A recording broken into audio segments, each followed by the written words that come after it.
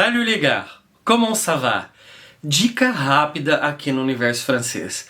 Não confunda, de uma vez por todas, não confunda passé composé com parfait. É uma dúvida grande de pessoas que começam a estudar francês de saber quando eu uso um, quando eu uso outro. Ora, você também usa os dois em português. A diferença é que um deles ele é formado de maneira composta, são dois verbos, que é justamente o passé composé. Mas nós temos um equivalente em português, que é o pretérito perfeito. Ah, professor, eu não guardo nomes. Não tem problema. Esse pretérito perfeito ou passado perfeito é aquela ação pontual que você fez. Por exemplo, comi, bebi, viajei, cantei, chorei, dormi, etc. O imparfait é correspondente ao nosso, em português, pretérito imperfeito. Ah, não decoro nomes, não tem problema. É aquela ação que nos dá uma ideia de continuidade. Ela também ficou no passado como a outra.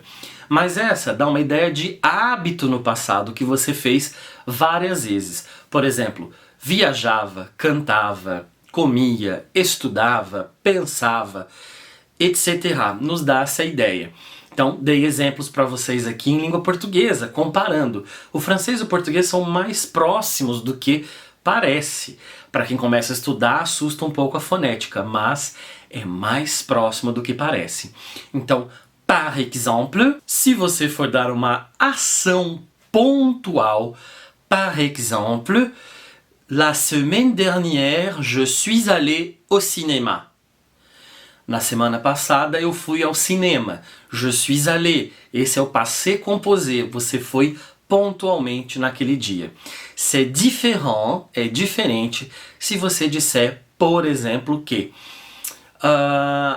quand j'étais enfant, après l'école, j'allais tous les jours au cinéma.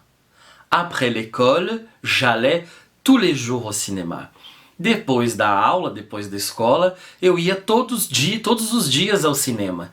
Então, j'allais e não je suis allé, porque dá uma ideia de hábito no passado, de continuidade. D'accord? Se você ainda não se inscreveu no meu canal do YouTube, se inscreva. Se você ainda não me segue no Instagram, me siga.